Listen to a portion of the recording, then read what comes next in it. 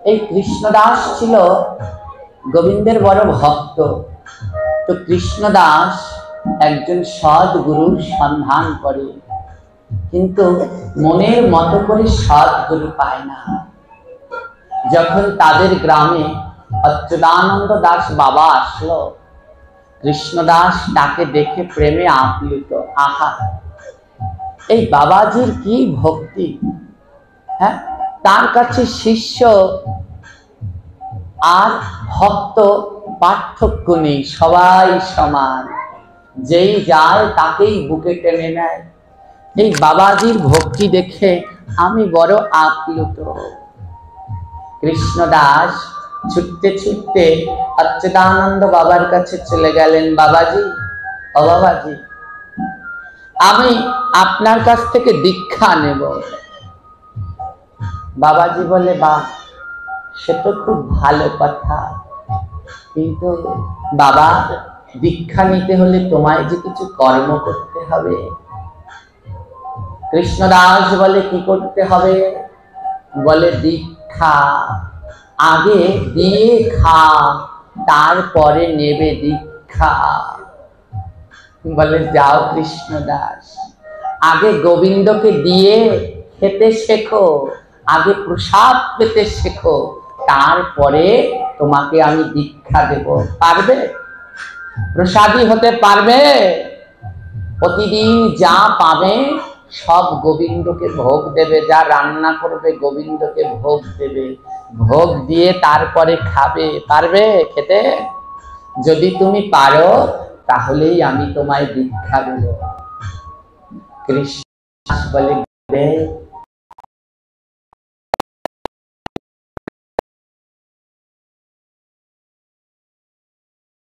যখন আপনার আজ্ঞা হয়েছে, আজ থেকে আর আমি গোবিন্দকে না দিয়ে খাবো না।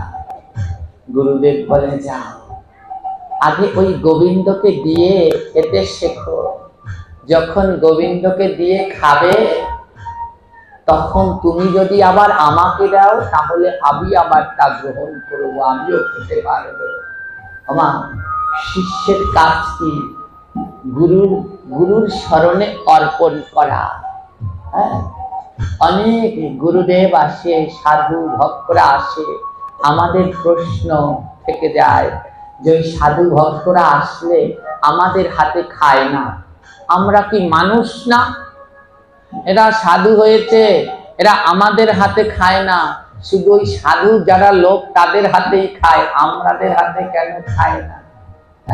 যারা প্রসাদ বুঝি সদাচারী তারা সবাই হাতে খায় না। অনেক এরকম বলে, এদের মনের ভিতরে শুধু হিংসা, এরা সব।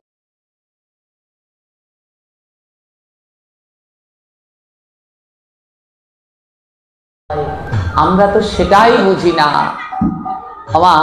আমাদের সবার বাড়িতে ছোট ছোট বোনেরা আছে, বোনেরাই বেশি রান্নাঘরে যায় রান্না করতে। কোনো মায়ের একটা 5 বছরের মেয়ে, মা কি চাইবে ওই 5 বছর বয়সে মেয়ে গরম তেলে আগুনে রান্না করতে চাইবে? চাইবে না। কত বছর বয়সে মেয়েটা রান্না করার উপযুক্ত হয়? যখন তার ওই 15-16 বছর, 12-13 বছর হয়ে যায়, তখন সে রান্না করার উপযুক্ত হয়। তখন ওই মায়ের সাথে সাথে গিয়ে ওই একটু আনাজ তরকারি সবজি আমানিয়া করে দেয়, হ্যাঁ, বা একটু, হ্যাঁ, ওই চুলোতে ভাত রান্না হচ্ছে, ওতে একটু জাল দিয়ে দিচ্ছে। তখন সে ওই আরম্ভ সূচনা, যখন ওই মেয়েটার বয়স 20-21 বছর হয়ে যায়, তখন সে ভালো রান্না করতে পারে। যখন তার বয়স ওই 25-26 হয়ে যায়, তখন সে উপযুক্ত রাঁধুনি হয়। হ্যাঁ, ওই 5 বছরের মেয়ে, তাকে যদি রান্না করে, সেই রান্না যদি অতিথিদেরকে খেতে দেন, অতিথিরা খেতে পারবে?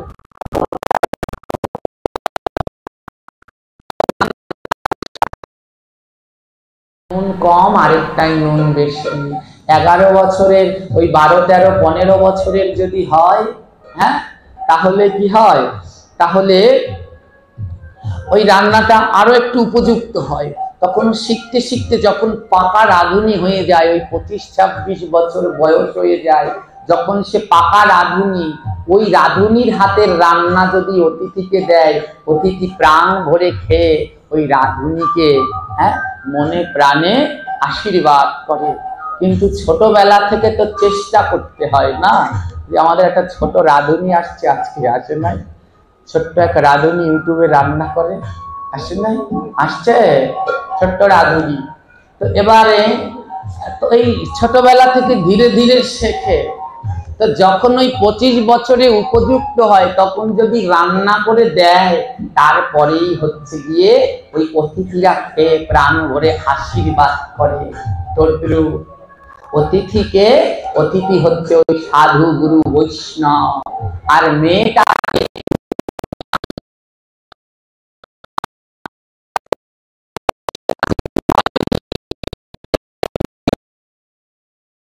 খাওয়াতে চাও তো লবণ তো কম হবেই। আগে ওই রান্না করতে করতে আরো 25 বছর কাটুক, প্রসাদী হয়েছে আরো 25 বছর হোক। যদি 25 বছরে ওই পূর্ণতা হয়, তখন যদি বাড়িতে গুরু যায় তবে তাকে রান্না করে খাওয়াও। ওই 25 বছর প্রসাদী না হওয়ার আগেই যদি গুরুকে রান্না করে খাওয়াতে যাও, ওই রান্নাও স্বাদ হবে না, আর গুরুর সেবায়ও লাগবে না।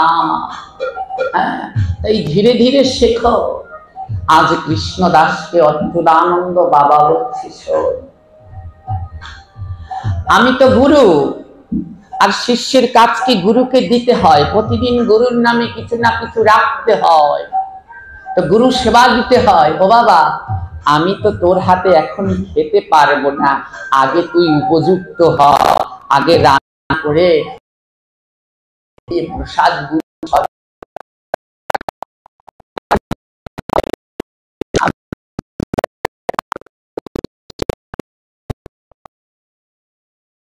সব খায়, সাদা কাপড় পরে, বলে কি আমরা আচারি। এবারে আমরা বলছি আপনারা তো মাছ খান, তো বলছে আমাদের হাতে সবাই খায়। তা আমরা বলছি আমরা খেতে পারবো না, আপনারা তো এখনো মাছ খাচ্ছে। তো ওরা বলছে কি যে কত সাধু এলো আর গেল, আমরা আচার নিয়েছি, আচারই, আমাদের হাতে কেন খাবে না ওরা। তো আমি বলছি শোনেন, আচারই হয়েছেন বটে, সদাচারী হতে পারেন। আচারী হয়েছেন সে ভালো, কিন্তু এখনো সদাচারী হতে পারেননি। আচার কাকে বলে? আচার কোনো খারাপ জিনিস নয়। আচার কি? কিছুদিন আগে আমাদের গুরু ভাই, জ্যেষ্ঠ গুরু ভাই গোপীনাথ ব্রহ্মচারী আপনাদের এলাকায় পাঠ করে গেছে। আচারীদের অনেক কিছু বলেছে, অনেক কষ্ট পেয়েছে, কিন্তু আচার কোনো খারাপ জিনিস নয়। আচার কি? গোবিন্দ সম্বন্ধীয় আচরণ যিনি পালন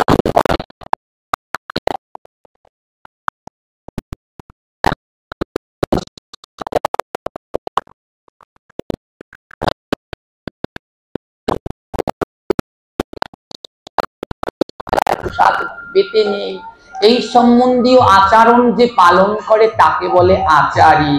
আর আচারী হওয়ার পরে যখন সর্বস্ব ত্যাগ করে না, এখন আর এই মাছ মাংস পেঁয়াজ রসুনের লোভ রাখবো না, এইগুলো বাদ দিয়ে দেব, তখন সে হয় আচারীর উপরে নাম হয় তার সদাচারী। এই আগে সদাচারী হও। অচ্যুতানন্দ বাবা বলছে কৃষ্ণদাস যাও, গৃহে ফিরে যাও, দীক্ষা তোমায় পরে দেব, আগে সদাচারী হয়ে উপযুক্ত হয়ে আসো। মা কৃষ্ণদাস বাড়িতে গিয়ে ওই সদাচারী জীবন যাপন পালন করছে। তার স্ত্রীকে বলছে শোনো, কৃষ্ণদাসের দুটি ছেলে আছে, আর কি স্ত্রী। কৃষ্ণদাস বড্ড গরিব, দারিদ্র, কৃষক পরিবারে জন্ম, নিজে কৃষিকাজ করে না, অন্যের বাড়িতে কাজ করে, যাকে বলি আমরা কি বদলা না কামলো, অন্যের বাড়িতে সে কাজ করে। অনেকদিন আগের কথা তো, এখন তো যারা ওই যে ওই মাঠে ঘাটে কাজ করে তাদেরকেও মনে হয় ডেলি 500 না 700 টাকা দিতে হয়। আর আগের সময় এরকম ছিল না, আগের জীবনটা ছিল অনেক যুদ্ধে, সারাদিন কাজ করলে পরে ওই 2 সের 3 সের চাল দিয়ে দিত কিংবা ধান দিয়ে দিত। কৃষ্ণদাস লোকের বাড়িতে কাজ করে, সারাদিন কাজ করার পরে যেই বাড়িতে কাজ করে ওই গৃহস্থ 3 সের ধান দেয়, ওই 3 সের ধান আর 2টি পয়সা দেয়। ওই 2 পয়সা আর 3 সের ধান, ওই 2 পয়সা দিয়ে তেল সবজি মশলাপাতি কেনে, আর 3 সের ধান দিয়ে ওর স্ত্রী যেদিনকে ধান আনে ওই দিনই ধান সেদ্ধ করে, তারপরে চুলোর উপরে তেলে শুকায়, তারপরে ঢেকিতে তার দিয়ে ধান। কিন্তু তাদের বড় আনন্দ। কেন আনন্দ? তারা সদাচারী। ওই যা আনে খুদ পুরো যা আনে সব গোবিন্দকে ভোগ দেয়, ভোগ দিয়ে তারপরে গোবিন্দের প্রসাদ পায়। তারা প্রসাদ ছাড়া আর কিছু গ্রহণ করে না। আর কৃষ্ণদাস কেমন? গুরুদেব বলেছে শোনো, ওই হাতে কাজ করবে আর মুখে কৃষ্ণ নাম করবে।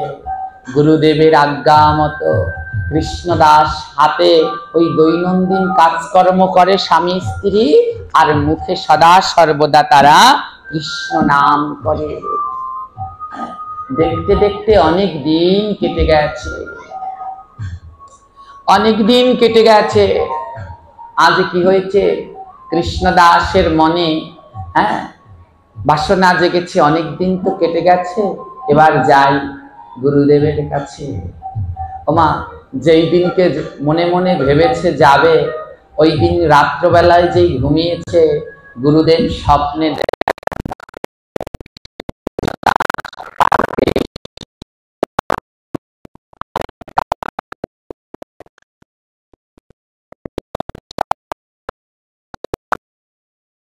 গুরু কৃপা হবে। আজ যখন তোমায় দর্শন পেয়েছি, পরের দিন সকাল বেলায় একটা নতুন বস্ত্র নেই, ওই ছেঁড়া তালি দেওয়া বস্ত্র গায়ে জড়িয়ে ছুটতে ছুটতে গুরুর বাড়িতে আশ্রমে চলে গেছে। আর আশ্রমে গিয়ে গুরুদেব 2 তলা বিল্ডিং, 2 তলার উপরে গুরুদেব বসা। আশ্রমে গিয়ে গুরুদেবকে ডাকছে, গুরুদেব গুরুদেব। গুরুদেব ধ্যানে বসা। ওমা, গুরুদেব সব শিষ্যের খবরই রাখেন। গুরু স্বয়ং অন্তর্যামী, জীবের নিস্তার লাগি, নন্দসুত হরি, ভুবনে প্রকাশ হন গুরুর উপধরি।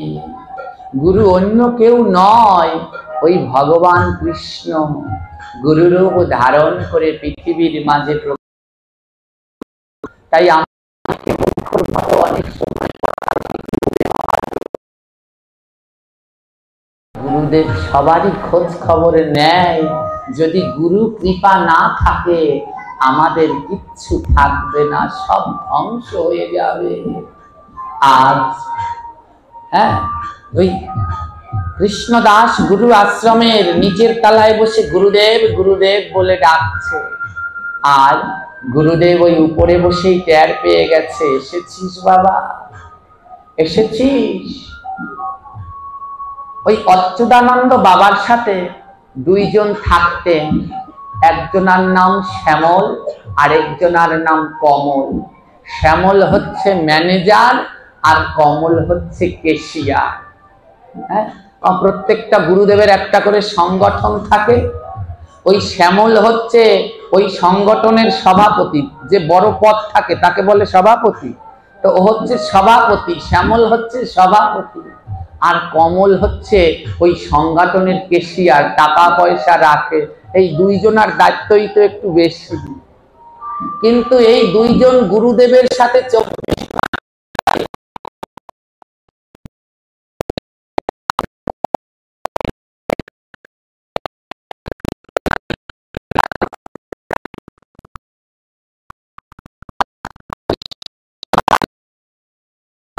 শ্যামল কমল ছুটে এসেছে। কি হয়েছে?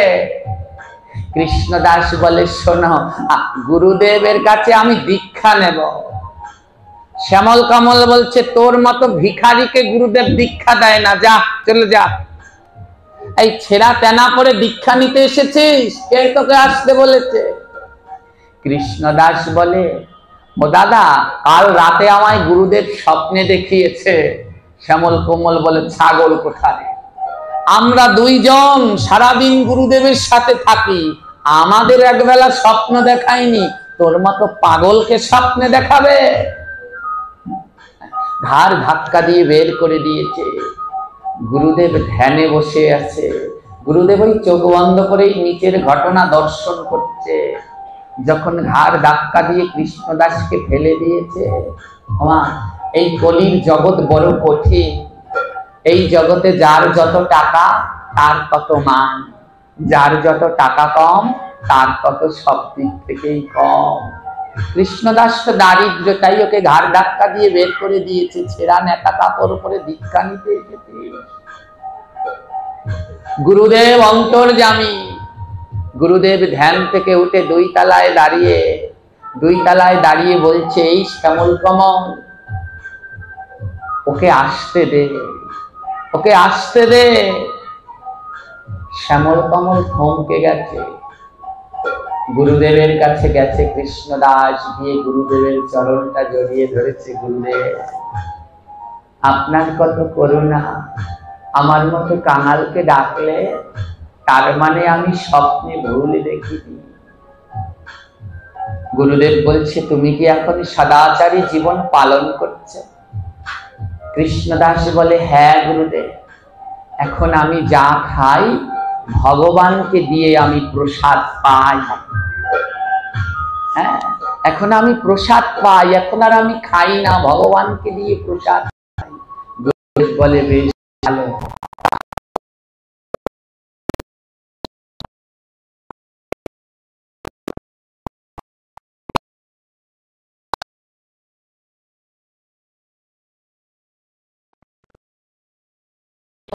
মন্ত্র দিয়ে দিলাম, আজ থেকে 3 বেলা নিয়ম করে ত্রিসন্ধ্যা এই মন্ত্র জপ করবে।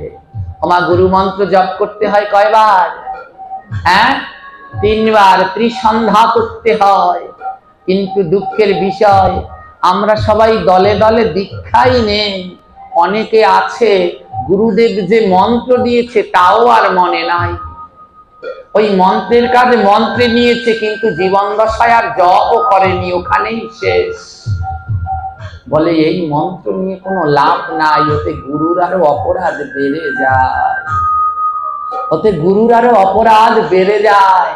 ত্রিসন্ধ্যা জপ করতে হয়। বলে ত্রিসন্ধ্যা যদি না পারো, তাহলে সকাল আর সন্ধ্যা 2 বেলা অন্তত গুরুদেবের দেয়া মন্ত্রটা জপ করো। গুরুদেব বলছে, কৃষ্ণদাস, তোমাকে যে মন্ত্র দিলাম এই মন্ত্র 3 বার নিয়ম করে জপ করবে, পারবে? কৃষ্ণদাস বলে, হ্যাঁ গুরুদেব, পারবো। গুরুদেবের কাছে মন্ত্র নেওয়া হয়েছে। শ্যামল কমল এসে দাঁড়িয়েছে একটা কলসি নিয়ে,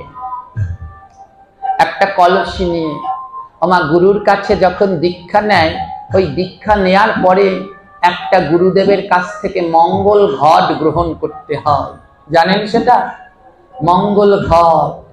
ওই মঙ্গল ঘটের ভিতরে প্রতিদিন গুরুদেবের উদ্দেশ্যে কিছু না কিছু জমা রাখতে হয়। প্রতিদিন সকালবেলা ঘুম থেকে উঠে নিজে কিছু খাওয়ার আগে গুরু সেবার জন্য 1 পয়সা বা 1 মুঠো চাল হলেও জমা রাখতে হয়।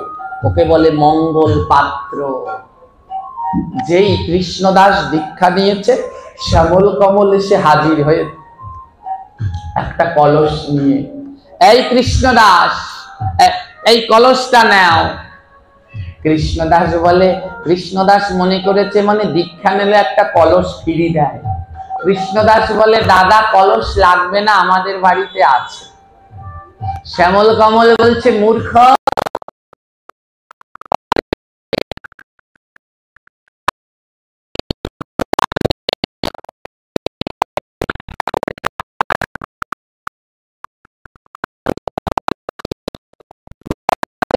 আর পরে প্রত্যেক দিন 1 পয়সা হলেও গুরুর কাছে, গুরুর জন্য জমা রাখা উচিত। বলে অর্থ না থাকলে এক মুঠো যখন রান্না করতে যাবে, ওখান থেকে ওই চাল রান্না করতে যে নেবে, এক মুঠো চাল গুরুর নামে একটা কলসি ঘটির ভিতরে রাখতে হয়। হ্যাঁ, রাখতে হয়। এই দায়িত্বটা খুব সুন্দর নিষ্ঠার ভাবে, নিষ্ঠার সহিত সৎসঙ্গী যারা আছে ওরা সকালবেলা ঘুম থেকে উঠে ইষ্টপ্রীতি না করে জল খায় না। আর যারা শ্রীগুরু সঙ্গের আছে ওরা রান্না করতে গেলে ওই আগে কলসিতে চাল না রেখে ওরা অন্ন বসায় না। কিন্তু সবারই উচিত গুরুর উদ্দেশ্যে কিছু না কিছু জমা রাখা। আর শ্যামল কমল একটা কলস দিয়েছে, নাও এই কলসে প্রতিদিন কিছু কিছু জমাবে। কি জমাবো? একটা করে টাকা এই কলসের ভিতরে রাখবে। শ্যামল কমল বলছে পারবো, ও কৃষ্ণদাস বলছে পারবো না। ও বড় শুদ্ধ ভক্ত, যা বলে মুখের উপরে বলে দেয়। শ্যামল কমল বলছে এর ভিতরে একটা করে টাকা জন্মাবে। কৃষ্ণদাস বলছে পারবো না। শ্যামল কমল বলে কেন? বলে আমি সারাদিন কাজ করবার পরে 2টা টাকা পাই, ওই 2 টাকা দিয়ে আমি তেল শাক সবজি কিনি। যদি 1 টাকা কলসে রাখি তাহলে আমি কি খাবো? আমি 1 টাকা দিতে পারবো না। শ্যামল কমল বলছে বেশ। গুরুদেব অত 1 টাকা রাখতে পারবে না, কি করা যায়? গুরুদেব বলছে বাবা তোর 1 টাকা লাগবে না, তুই 1 পয়সা রাখবি। গুরু সেবার জন্য রাখতে হয়, তাই তোর 1 টাকা লাগবে না, মাত্র 1 পয়সা রাখবি। শ্যামল ও কৃষ্ণদাস ওই যে শিষ্য কৃষ্ণদাস বলছে গুরুদেব আমি 1 পয়সাও রাখতে পারবো না, আমার সোজা সাপটা কথা, আপনার সেবার জন্য আমি 1 পয়সাও রাখতে পারবো না, কারণ আমি 2 টাকা পাই, ও 2 টাকা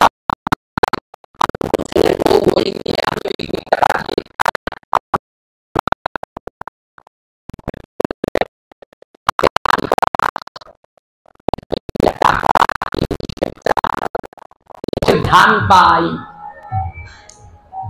গুরুদেব বলে বেশ, তাহলে তুই একটা কাজ করিস বাবা, 3 সের ধান পাস তো, ওই 3 সের ধান দিয়ে চাল হয়, তুই একটা কাজ করবি, প্রতিদিন ওই 3 সের ধান থেকে 3 মুঠো করে চাল রাখবি, বেশি না 3 মুঠো করে চাল এই কলসির মধ্যে রাখবি। আর প্রত্যেক বৎসর ওই বাৎসরিক অনুষ্ঠানের সময় আমার কাছে নিয়ে আসবি, প্রতিদিন 3 মুঠো চাল রাখবি। কৃষ্ণদাস বলে গুরুদেব আমি 3 মুঠো চাল রাখতে পারবো না। ও সোজা বলে দেয় আমি 3 মুঠো রাখতে পারবো না। গুরুদেব বলে বেশ, তাহলে 1 মুঠো রাখবি। কৃষ্ণদাস বলে আমি 1 মুঠো রাখতে পারবো না, আমি খাবো কি? আপনার নামে 1 মুঠো দিলে আমার ওই 3 সের চালের আমরা 4 জন মানুষ খাবো কি? আমি 1 মুঠো রাখতে পারবো না। গুরুদেব বলে বেশ, চাল লাগবে না। ও বাবা ওই যে ধান এনে তোর বউ ঢেকিতে পাড়ায়, ও মা ধান আনলে পরে ওই ঢেকিতে ধান ভাঙা দেখেছেন আপনারা? ধান যখন ওই ভাঙে তারপরে ধান থেকে কুলোয় করে ঝাড়ে, ওই ঝাড়লে পরে কয়টা জিনিস বের হয় জানেন? কি কি? প্রথম কি বের হয়? তুষ, তারপরে কুড়া, তারপরে খুদ, 3টি জিনিস বের হয়।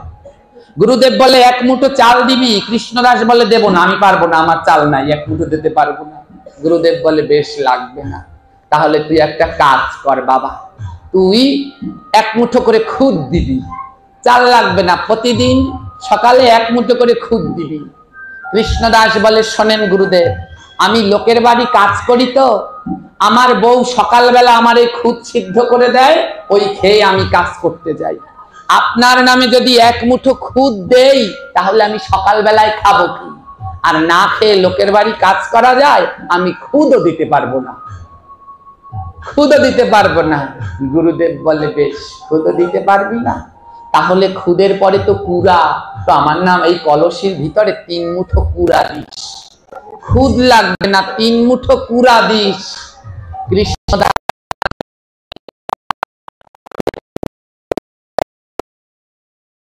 প্রত্যেক স্বামীরা বউকে কিছু টাকা পয়সা দেয়, ছোনো টোনো কেনে তার জন্য, কিন্তু আমি তো আর কিছু দিতে পারি না। আমার বউ ওই ধান ভেঙে কুড়া জমিয়ে রাখে, আর ওই কুড়া দিয়ে আমার বউ আলতা সিঁদুর শাখা পলা কেনে, তাই আমি কুড়াও দিতে পারবো না। গুরুদেব বলে লাগবে না, তাহলে তুই 3 মুঠা তুষ দিস। শেষেরটা হয়েছে কি তুষ। বলে কুড়াও লাগবে না, তুই প্রতিদিন 3 মুঠো করে তুষ নিয়ে এই কলসির মধ্যে জমা রাখিস, আর বছর বছর এসে 3 মুঠো তুষ দিয়ে যাস। কৃষ্ণদাস বলে গুরুদেব আমি তুষও দিতে পারবো না। দেখুন বলছে আমি তুষও দিতে পারবো না। গুরুদেব বলে তুষ দিয়ে কি করিস?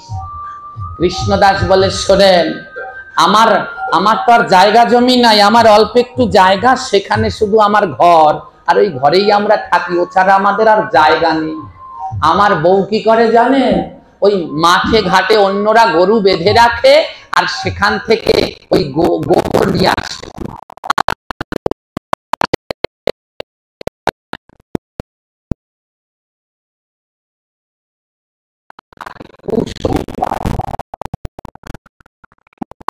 গুরু এক এক করে বলছে, দেখুন গুরুর কাছে মিথ্যে বলছে না, মনের কথা খুলে বলছে। বলে তুষ দিস? বলে পারবো না, তুষ দিতে পারবো না, ও আমার কাজে লাগে, ও দিয়ে আমার বউ ওই মুঠা বানায়, ও তুষও দেওয়া যাবে না। গুরু বলে তুষও দিতে পারবি না? হ্যাঁ রে বাবা, তো তোর বউ যে রান্না করে, ওই মুঠা যে বানায়, হ্যাঁ, তো ওই মুঠিয়া দিয়ে যে রান্না করে, সেগুলো কি হয়? আমার কি হয়ে যায়? ছাই হয়ে যায়। গুরুদেব জিজ্ঞেস করছে কৃষ্ণদাস ছাইগুলো কি করিস?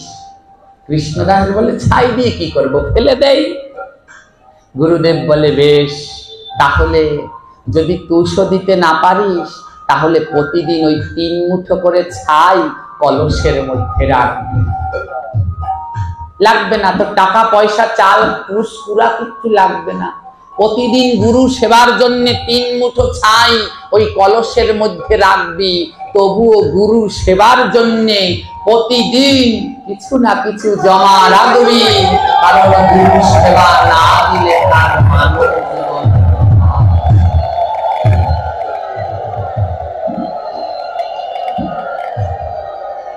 বাবা, গুরু সেবা না দিলে তোর মানব জীবন বৃথা, তাই তুই 3 মুঠো ছাই রাখ, তবুও রাখ। হ্যাঁ, শিষ্য কৃষ্ণদাস হাসছে, ও গুরুদেব সবাই আমাকে বলে বলদ বোকা, আপনিও কি আমায় বলদ বোকা বলছেন? গুরুদেব বলে কেন বাবা? বলে এই যে 3 মুঠো করে কলসে ছাই রাখতে বলেছেন, এ ছাই কি কোনোদিন গুরু সেবায় লাগে? গুরুদেব বলছে শোন বাবা, ভক্তি ভরে যদি গুরুর উদ্দেশ্যে 3 মুঠো ছাইও রাখতে পারিস, ও গুরু সেবায় লাগবে। আসল হচ্ছে ভক্তি। বাবা, যখন গুরুদেব আসে, সব শিষ্যরাই দেখবেন কেউ ফল নিয়ে আসে, কেউ কমলা, কেউ আঙুর।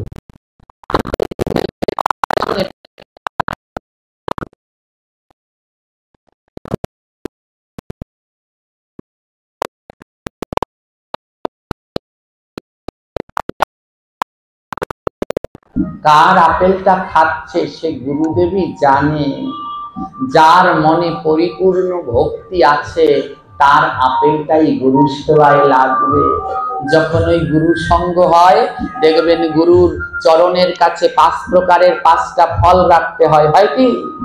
হ্যাঁ দিদিমণি, রাখেন তো গুরুদেবের চরণের কাছে গুরু সঙ্গের সময়? এবারে ওই অনেকেই ফল দেয়, সব ফল গুরুর চরণে যায় না। কার কাজে লাগবে সে আমরা জানি না। বলে তারটা লাগবে যার মনে গুরুর প্রতি পূর্ণ ভক্তি বিশ্বাস আছে। গুরুদেব বলছে শোন বাবা, যদি ভক্তি ভরে 3 মুঠা ছাইও রাখিস, ওই ছাইও গুরু সেবায় লাগবে। তুই রাখিস, ভক্তি করে রাখিস। কৃষ্ণদাস গুরুদেবের চরণে লুটিয়ে পড়েছে। গুরুদেব আপনি আমায় কথা দিন, আমি যদি ছাই জমান, এই ছাই কি আপনার সেবায় লাগবে? গুরুদেব হাতের উপরে হাত দিয়ে বলছে বাবারে, আমার কাছে আমার সব সন্তান সমান, তুই যদি ভক্তি ভরে ছাই জমা করিস, আমি আজ কথা দিয়ে গেলাম এই ছাই গুরু সেবায় লাগবে। আজ গুরুদেবের চরণে প্রণাম করছি।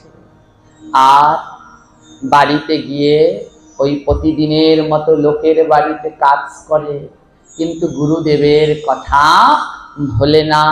বদনে গুরুদেবের নাম, জয় গুরু শ্রী গুরুর জয়, জয় গুরু শ্রী গুরুর জয়, জয় গুরু জয় গুরু।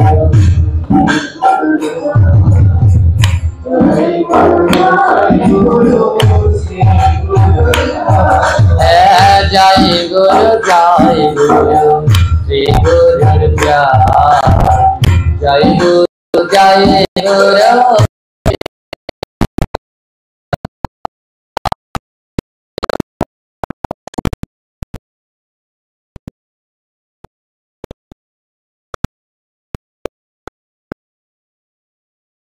গুরুর নাম যেই জানালয়, গুরুর নাম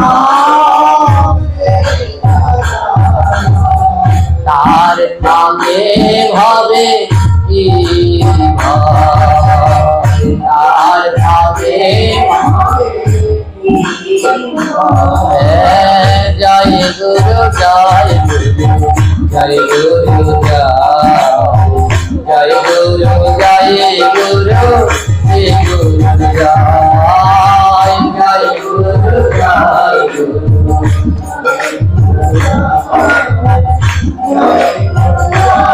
সবাই বলো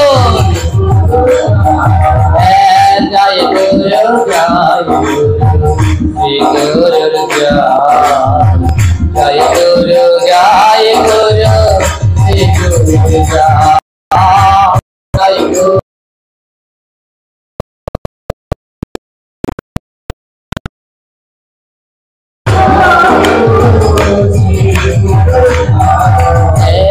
বলে করো তালে বলো শ্রী গুরুর জয়, বলে করো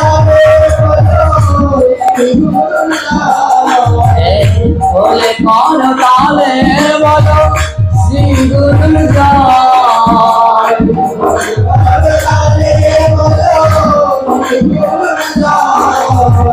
জয় গুরু জয় গুরু শ্রী গুরুর জয়, জয় গুরু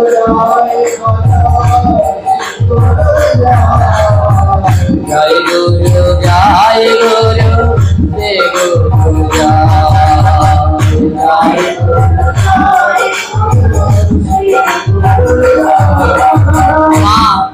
মহাজন বলছে প্রতিদিন বল করতালে বলবে। গুরুদেবের নাম কেমন ভাবে নিতে বলেছে? যখন গুরুর নাম কীর্তন করবে দুইটা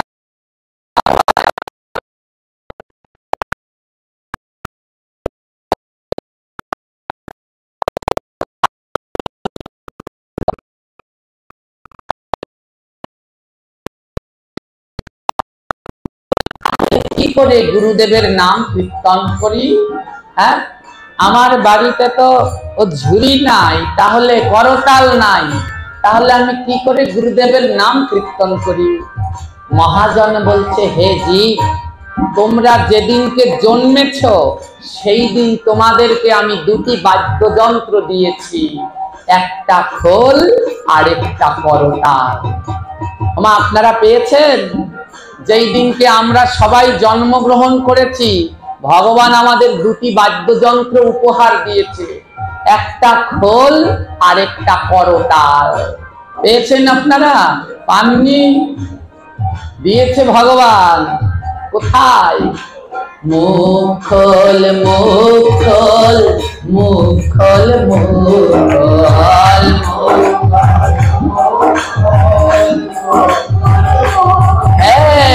মুখল মুখল মুখল মুখল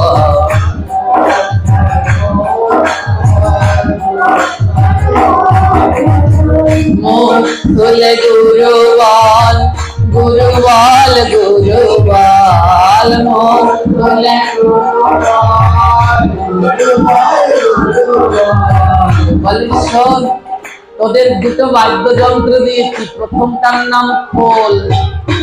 খোল কি জানিস? এই মুখটা বন্ধ রাখিস না, এই মুখটাকে খোল।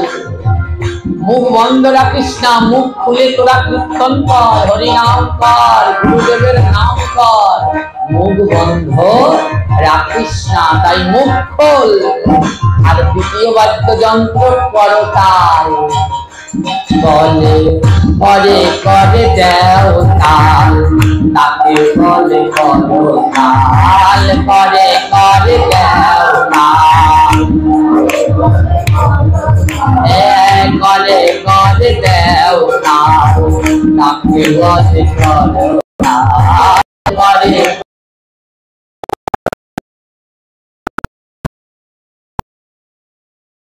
ফল মোহ ফল মোহ ফল মোহ ফল মোহ।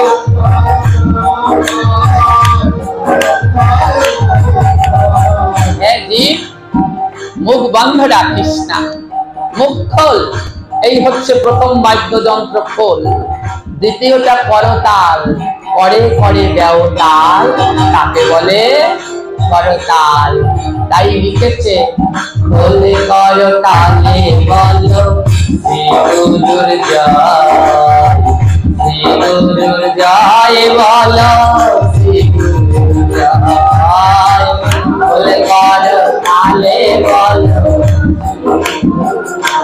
সবাই বাদ্যযন্ত্র দুটো বাজা।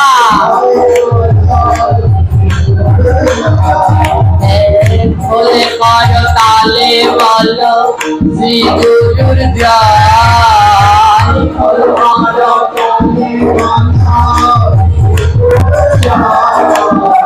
শ্রী গুরুর জয়।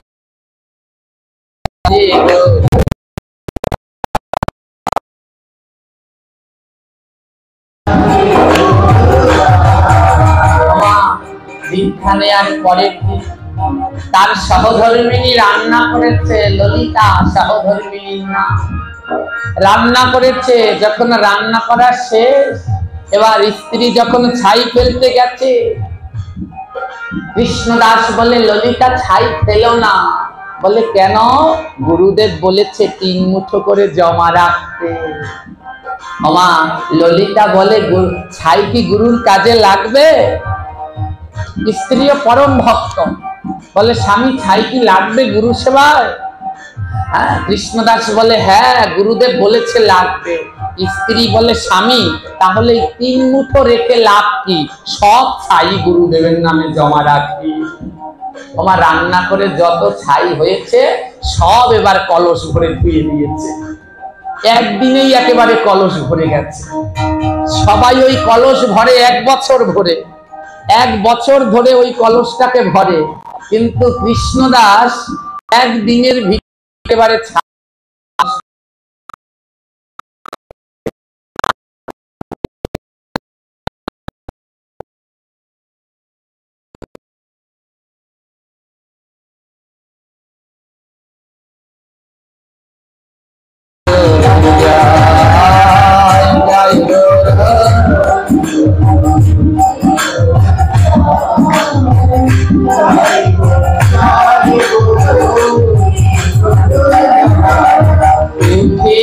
বসিতে বলো শ্রী গুরুর জয়। উঠিতে বসনে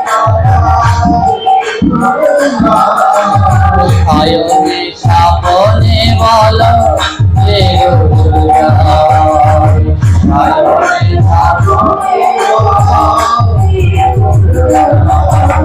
জয় গুরু জয় গুরু শ্রী গুরুর জয়। জয় গুরু জয় গুরু শ্রী গুরু জয়। জয় গুরু।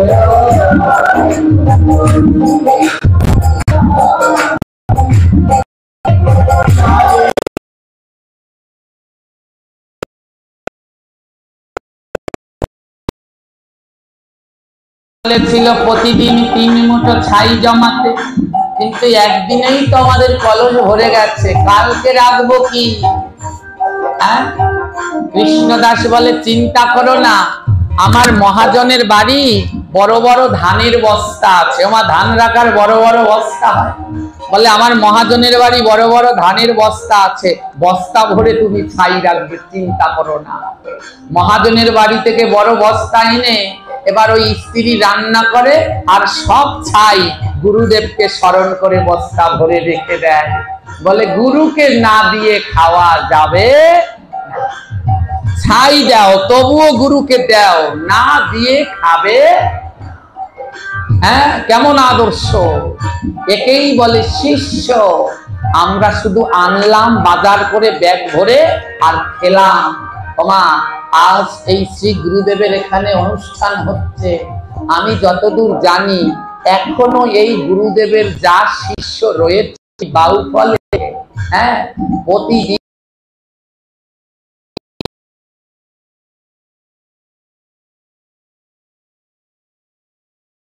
পারবে, তাও কোনো টান লাগবে না, কোনো টান লাগবে না। এই বেথিলা পাটের অনেক শিষ্য, বাউফলে যত শিষ্য আছে আমি যতদূর জানি তার 3 ভাগের 2 ভাগই মনে হয় এই বেথিলা পাটের শিষ্য রয়েছে বাউফল কালাইয়া জুড়ে। প্রতিদিন যদি সবাই মিলে 10টা করে টাকা গুরু সংঘের নামে রাখেন, বছরের শেষে সেই টাকা এনে যদি এক করেন, এইরকম 7 দিন বাংলাদেশের বড় বড় ভাগবত বক্তাদের দিয়ে ভাগবত দিলেও আপনাদের কোনো ভয় হবে না।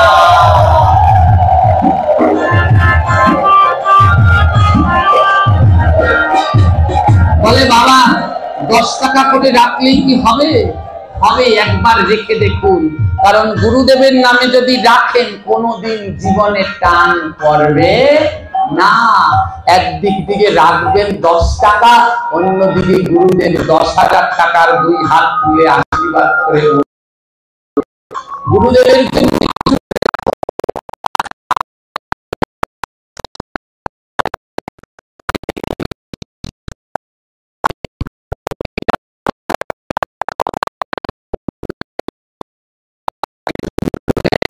নাম, হ্যাঁ, হেলিয়া দুলিয়া বলো শ্রী গুরুর জয়, হেলিয়া দুলিয়া হেলিয়া দুলিয়া বলো শ্রী গুরুর জয়,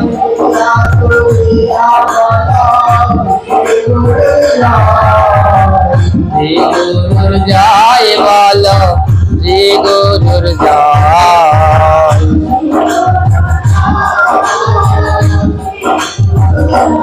হ্যাঁ, শ্রী গুরুর জয় বলো, শ্রী গুরুর জয়, শ্রী গুরুর। এবার গুরুদেবের নামে কীর্তন করছে আর প্রতিদিন। আজকে পদ্ম ফুলের চুল কাটছে, একটা টিস্যু দিতে পারো? আজ কি হলো? গুরুদেবের নামে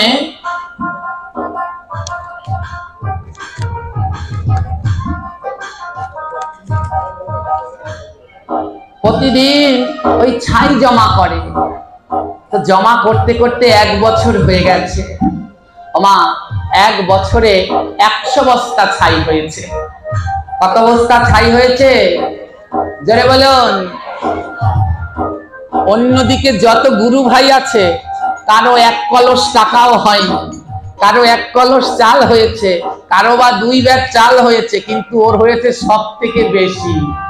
কত বস্তা? তাতে কি আছে? টাকা পয়সা, চাল ডাল অর্থ, তার মধ্যে কি আছে 100 বস্তায়? 1 বছর কেটে গেছে। প্রত্যেক গুরুদেবের একটা বাৎসরিক অনুষ্ঠান হয়, হয় কি না? যেমন এই বেথিলা পাটের আজকে আপনাদের এই বাৎসরিক অনুষ্ঠান।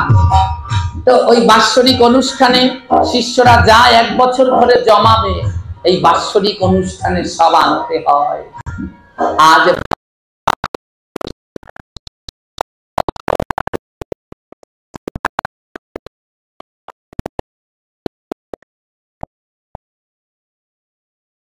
একটা বস্তা হয়েছে, কারো একটা মোচা হয়েছে, কিন্তু কৃষ্ণদাসের হয়েছে 100 বস্তা ছাই। তাই কৃষ্ণদাসের দুই নয়নে জল ঝরে ভাই। কৃষ্ণদাসের সহধর্মী ললিতা ডাকিয়া বলে, কেন স্বামী ভাসো তুমি দুই নয়নের জলে। কৃষ্ণদাস কেঁদে বলে, ললিতা গুরুধামে যাওয়ার এসেছে পত্র, আমার কাছে নাই 1 পয়সা অর্থ। ও ললিতা, গুরুধামে যাওয়ার জন্য পত্র এসেছে, চিঠি পাঠিয়েছে। চিঠি পাঠায় না গুরু বাড়ি থেকে, চিঠি পাঠিয়েছে, কিন্তু আমার কাছে যাওয়ার জন্য 1টা পয়সা নাই। সবাই হেঁটে হেঁটে চলে যাচ্ছে।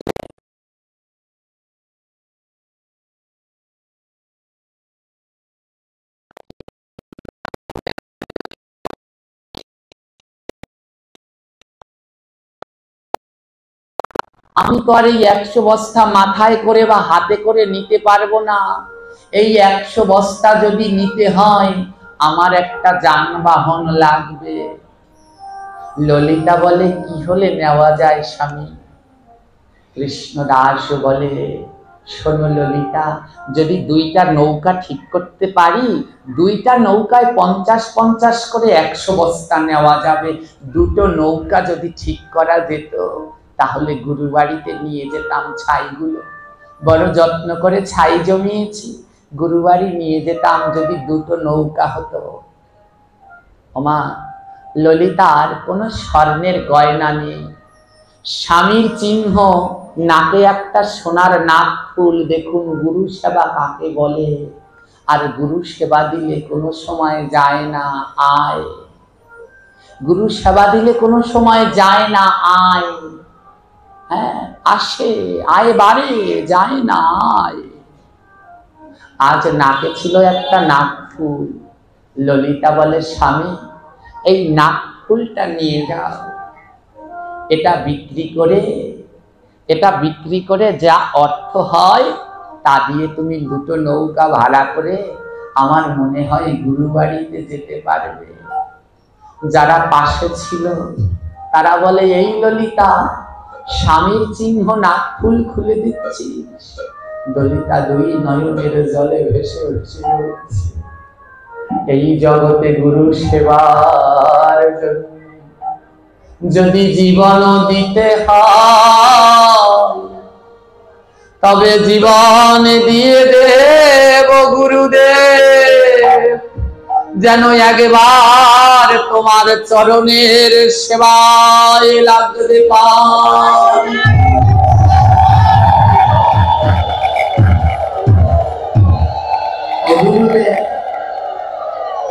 এই নাক ফুল তো সামান্য, যদি এই জীবনটাও তোমার সেবায় দিতে পারতাম,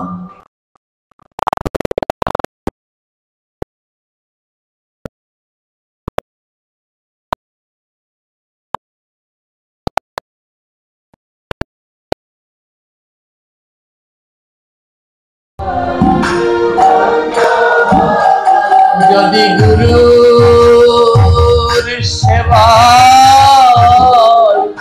কিছু লাগতো মানব জীবন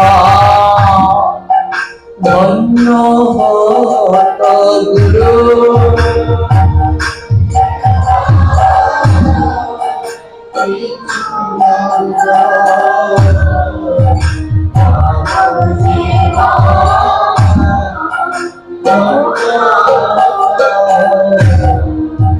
আমার মানব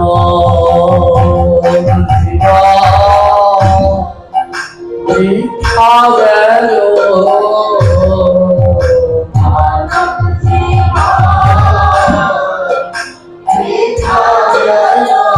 দয়াল গুরু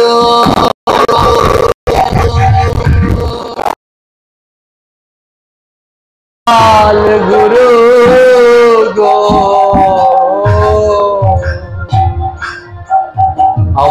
মানব জীবন বৃথা গেল, মানব ওই গুরুর সেবায় না লাগিল, মানব জীবন বৃথা গেল গুরু।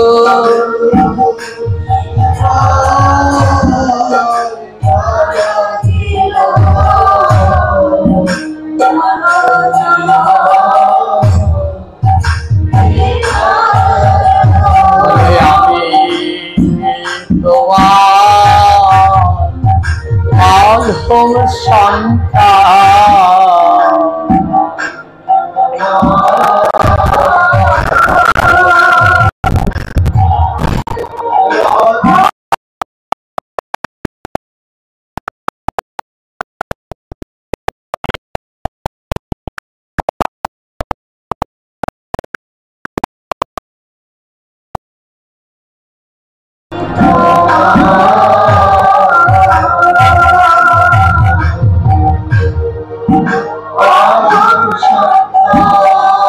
না জানিও পূজার বিধান, আমি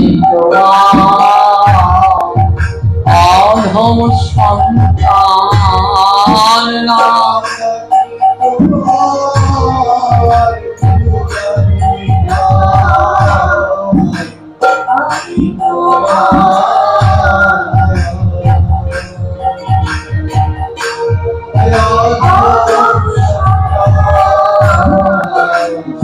চরণ ধুলি আমার মাথায় থাকে, চরণ ধুলি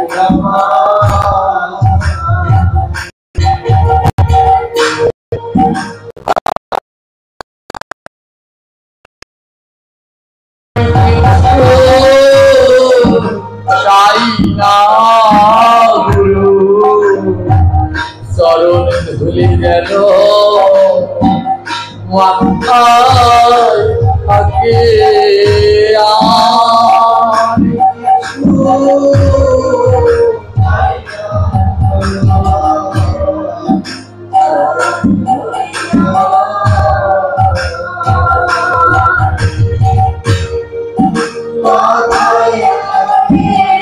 ভক্তের কাঙ্গাল বড় আমার, ভক্তের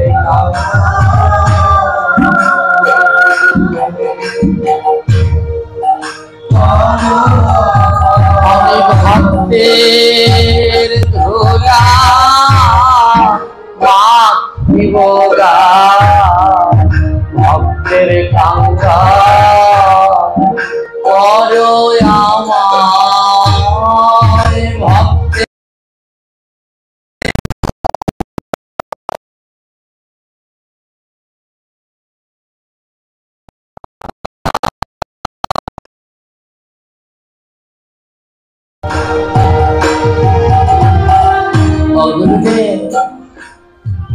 আমার ধন লাগবে না, আমায় কাঙাল করবে। কিসের কাঙাল?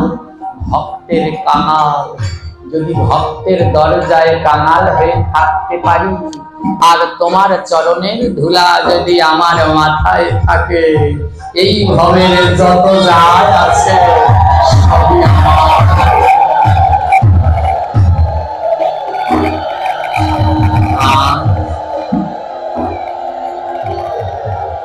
স্ত্রী তার স্বামীর চিহ্ন, ছোট নাম ফুল, গুরু সেবার জন্য দিয়ে দিল, একে বলে গুরু সেবা।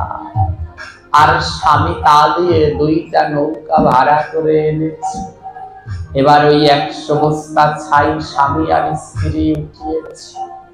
এবার নৌকা বাইছে, কৃষ্ণদাস নৌকা বাইছে।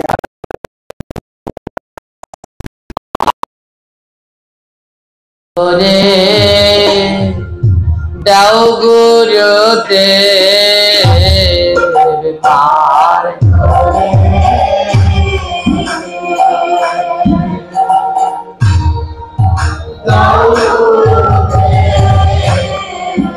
আমায় পার করে দাও গুরুদেব পার করে।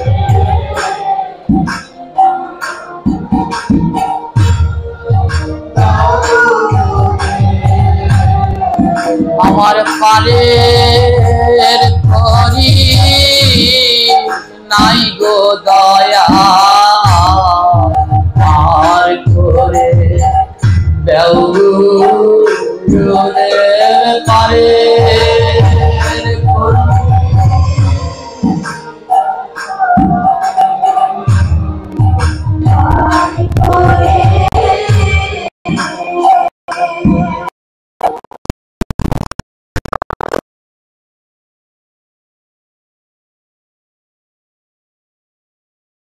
আমায় পার করে দাও, আমার কাছে কোনো পারের করি নাই, তুমি যদি কৃপা করে পার না করো আমি যে পার হতে পারবো না।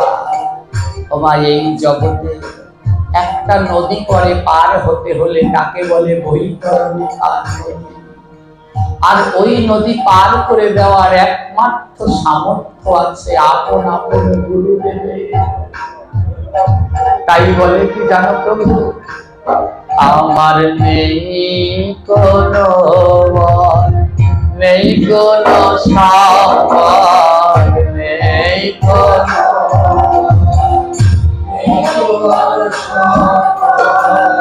নামের করি আমার কে বলি বল না।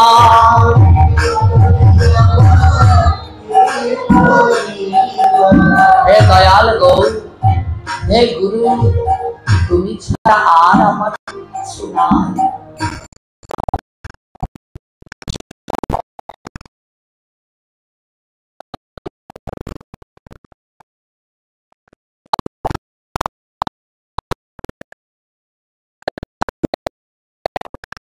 গুরু দুইজন, এক নিজ গুরু আর এক জগৎ গুরু। জগৎ গুরু আমার গৌর সুন্দর, আর যার কাছ থেকে আমরা মন্ত্র পাই তিনি শ্রী গুরু। একজন শ্রী গুরু, আরেকজন জগৎ গুরু। অদ্বৈত প্রভু বৃদ্ধ বয়সে বৃদ্ধ হয়ে গেছে, তার হাতে ছিল একটা তমাল গাছের ডাল। এই বৃদ্ধ হলে লাঠি বর দিয়ে হাঁটে, কারণ বৃদ্ধ বয়সে তো একজনকে চাই ভর করে হাঁটবার জন্য। অদ্বৈত প্রভু ওই একটা লাঠি ভর দিয়ে দিয়ে হাঁটত। লাঠিটা ছিল একটা শুকনো তমাল গাছের ডাল। বৃদ্ধ বয়স, একদিন অদ্বৈত প্রভুর মনে হলো হরিদাস, হরিদাস এত বড় ভক্ত, এই হরিদাস বেনাপোল, আপনারা কেউ গেছেন বেনাপোলে? হরিদাসের পাট বাড়ি আছে, পাট বাড়ি আছে, ওইখানে একটা মাধবী লতার গাছ আছে। সেই মাধবী লতার গাছের তলায় বসে হরিদাস 3 লক্ষ নাম জপ করত। হরিদাসের ভজন নষ্ট করতে এসেছিল লক্ষ হীরা, কিন্তু ভজন নষ্ট করতে এসে সেই লক্ষ হীরা হয়ে গেল ভজন নিষ্ঠ। এসেছিল করবে ভজন নষ্ট, হয়ে গেল ভজন নিষ্ঠ। অদ্বৈত প্রভু মনে মনে বলছে, এতকাল তো বিভিন্ন তীর্থ ভ্রমণ করেছি, একবার হরিদাসের পাট বাড়িটা দর্শন করে আসি। যেইখানে হরিদাস 3 লক্ষ নাম জপ করত, লক্ষ হীরার মতো পাপী উদ্ধার হয়ে গেল, সেই জায়গাটা একবার দর্শন করে আসি। ভক্তদের নিয়ে অদ্বৈত প্রভু আসলো আমাদের বাংলাদেশে, ভারত আর বর্ডার, ওর পাশেই রয়েছে এই পাটবাড়ি। ওখানে বৃদ্ধ অদ্বৈত তখন লাঠি ভর দিয়ে দিয়ে ওই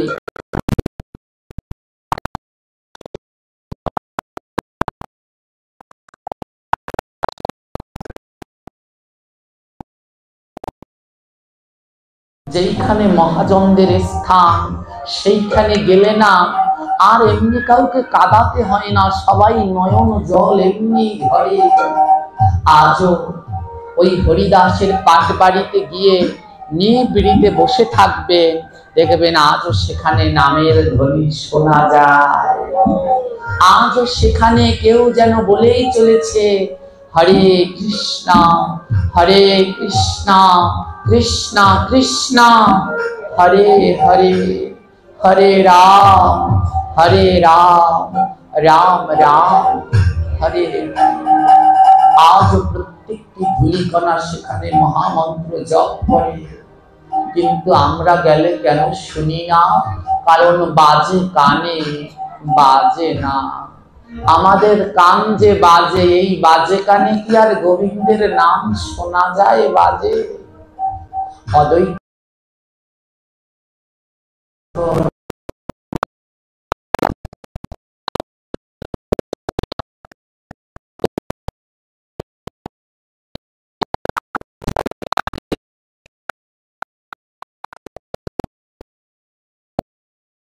তুলে তুলে নাচছে, বৃদ্ধ বয়স অদ্বৈত প্রভু লাঠিটায় ভর দিয়ে এক বাহু তুলে তুলে নাচছে, কিন্তু তিনি দুই বাহু তুলতে পারছে না, কারণ এখন আর গায়ের শক্তিটা নেই, লাঠিটা সম্বল।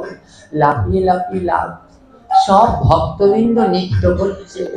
অদ্বৈত প্রভুর মনে হলো কেউ যেন একটা নাই, কারণ সংকীর্তনের নটরাজ আমার গোরা রায়, সংকীর্তনে গৌর নিতাই কত শোভা পায়। অদ্বৈত বলে এই কীর্তন নৃত্যের রাজা হচ্ছে আমার গৌর আর নিতাই, তারা দুই ভাই তো নাই, তাই তোমরা এত নৃত্য করছো, কিন্তু আমার গৌর নিতাই ছাড়া এই নৃত্য কীর্তন কেন যেন অসম্পূর্ণ মনে হচ্ছে। অদ্বৈত প্রভু চোখ বন্ধ করে করজোড়ে ডাকছে, মহাপ্রভু গো, আজ তুমিও যদি এইখানে দুই বাহু তুলে নৃত্য করতে, আজ পাট বাড়ির আঙিনা ধন্য।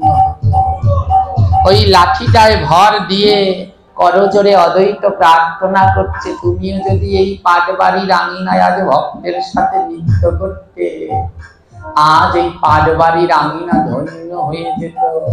ওমা, যখন অদ্বৈত চোখ বন্ধ করে প্রার্থনা করছে, প্রার্থনা শেষে যখন চোখটি খুলেছে, দেখে সংকীর্তনের মধ্যখানে আমার গৌর সুন্দর নিতাই।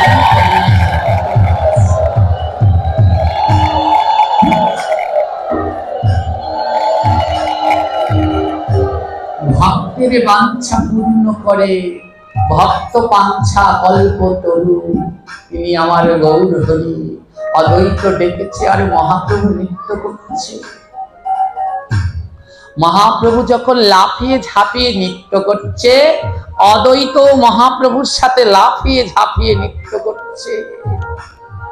হাতে কিন্তু লাঠি নাই, লাঠিটা ফেলে দিই।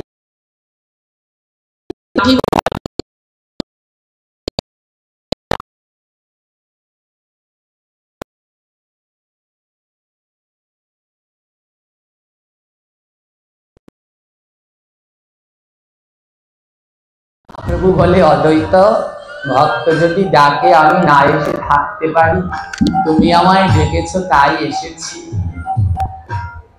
মহাপ্রভু বলে, অদ্বৈত একটা প্রশ্ন করব। বলে, কি প্রশ্ন বলো।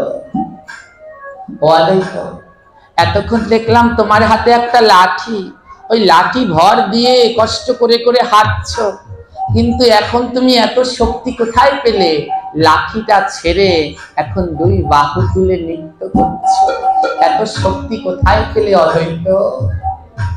অদ্বৈত বলছে, গৌর, গায়ে যখন শক্তি না লাগে, না থাকে, তখন হাতে মানুষ নেয় লাঠি, ওই লাঠি তার শক্তি হয়। আর যেই সংকীর্তনের আসরে স্বয়ং গৌর সুন্দর দণ্ড হয়ে দাঁড়িয়ে আছে, তার আবার ওই কাঠের লাঠি দরকার আছে। গৌর সুন্দর মহাজল যার প্রতি গুরুর, যার গুরুর হাতটা মাথায় আছে, তার আবার শক্তির জন্য কি লাঠির দরকার আছে? ওই গুরুর হাত যার মাথার উপর, অদ্বৈত বলে মহাপ্রভুর হাত যার মাথার উপর, তার আবার আলাদা লাঠি লাগবে কেন? ওমা সেই লাঠিখানা এখনো আছে। সেই দিনই মহাপ্রভু সেই লাঠি নিয়ে মাটিতে পুঁতে দিয়েছিল। দেখিতে দেখিতে শুকনো তমাল গাছের সেই ডাল বৃক্ষে পরিণত।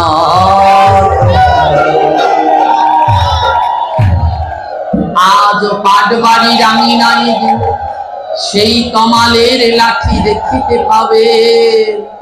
সেই শুকনো লাঠি আজ এমন বড় গাছ হয়ে গেছে, 550 বছরের পুরানো। আজ সেই অদ্বৈতের দণ্ড সেই পাট বাড়িতে দরজার সম্মুখেই রাখা আছে। সেই শুকনো লাঠি গাছ হয়ে গিয়েছিল।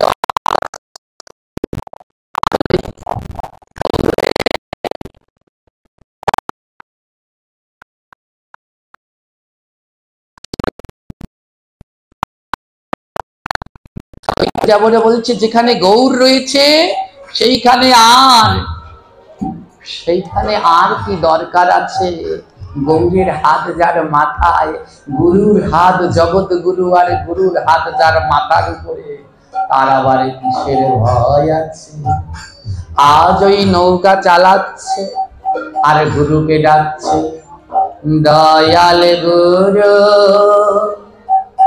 দয়াল গুরু গো, মরণ কালে চরণ যেন পাই। দয়াল গুরু, দয়াল গুরু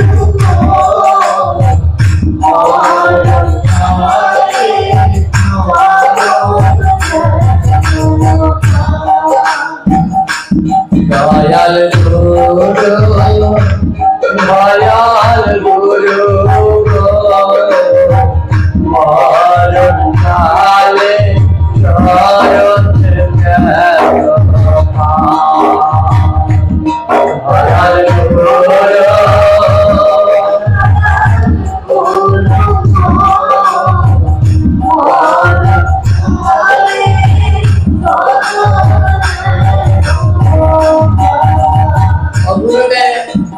যদি সাক্ষাৎ তোমার চরণটা না পাই, যখন এই দেহ থেকে আমার প্রাণ চলে যাবে, তখন যেন চোখ বন্ধ করলে তোমার চরণটা দেখতে পাই গুরুদেব। তাই সাক্ষাৎ যদি না পাই, ওই মরণকালে যেন তোমার চরণটা দর্শন করে আমি দেখো রাখতে পারি। আইসি ভাবে যাইতে হবে, পাশের ভাবনা ভাবতে ভাবতে সময় কালে তোমায় পেলাম না।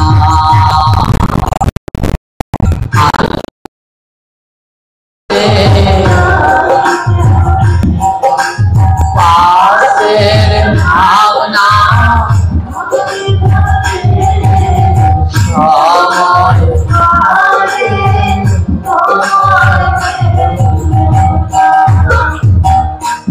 দয়াল গুরু, দয়াল গুরু মরণ কালে চরণ যেন পাই।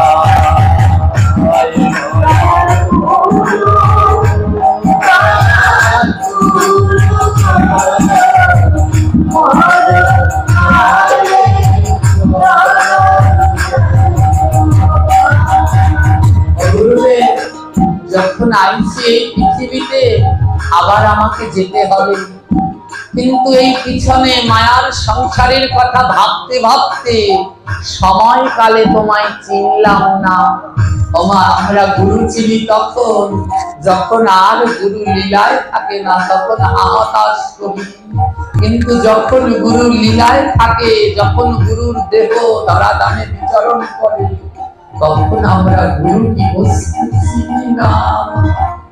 তাই বলছে বেলা গেল সন্ধ্যা হলো, গোলারে দিন খাইয়া গেল, সঙ্গ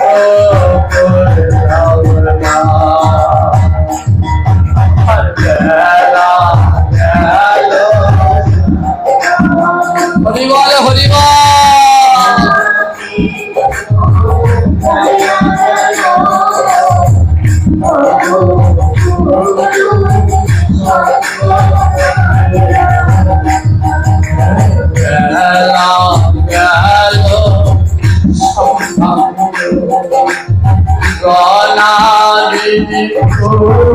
রাইয়া গেল একেবারে ভক্তে ধুলা মাখলাম না,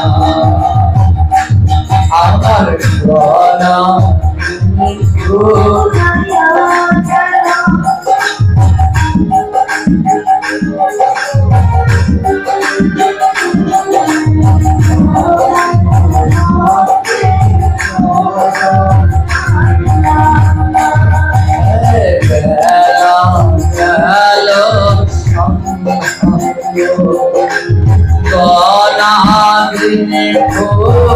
রাইয়া গেল একেবারে ভক্তে পরস্পর বেলা গেল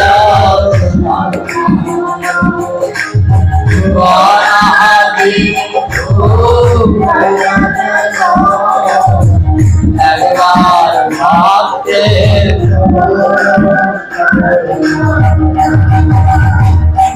দয়াল গুরু দয়াল গুরু মরণ খালে চরণ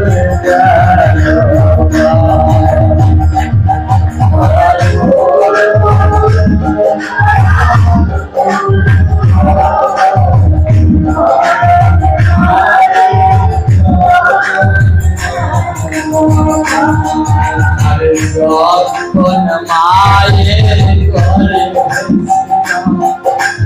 তখন তোমার দেখা পাইলাম, এখন কেন তোমায়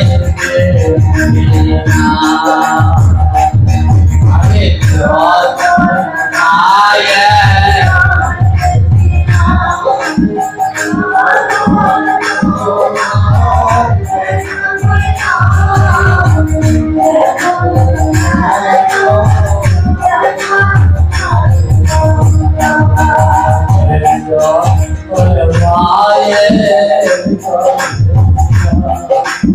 তখন তোমার দেখা পাইতাম, এখন কেন তোমায়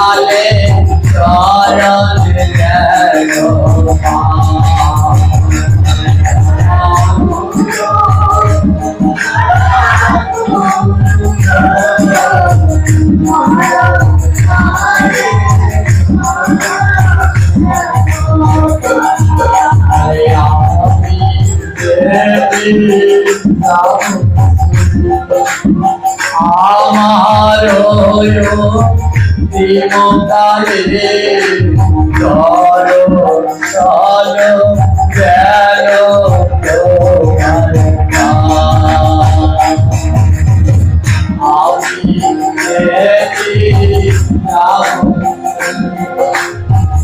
আমার দিনকালে কালে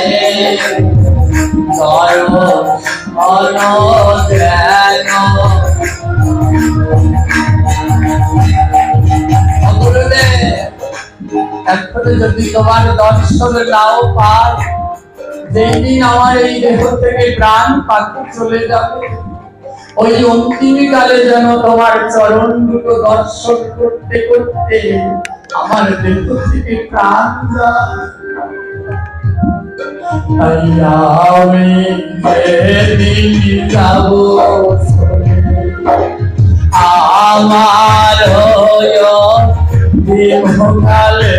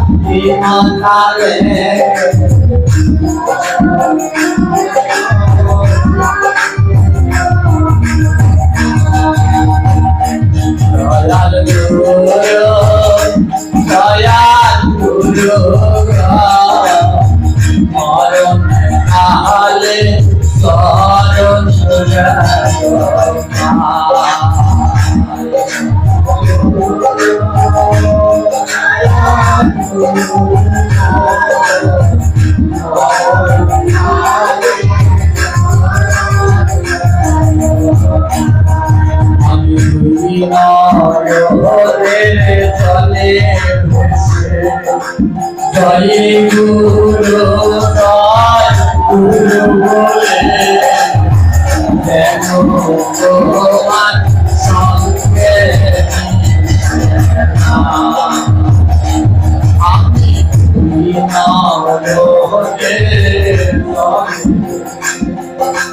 জয় গুরু জয় তোমার সঙ্গে কেন আমি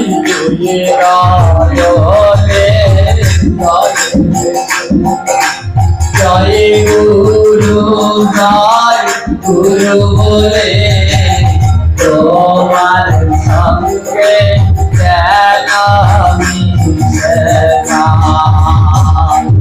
আমি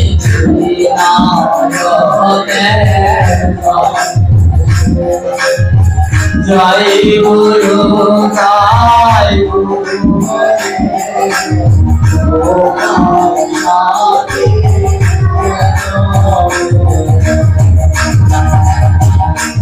দয়াল গুরু দয়াল গুরু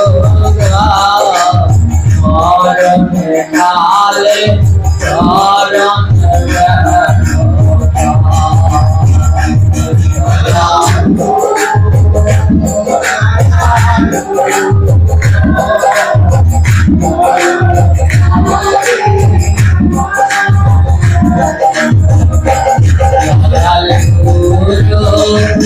দয়াল গুরু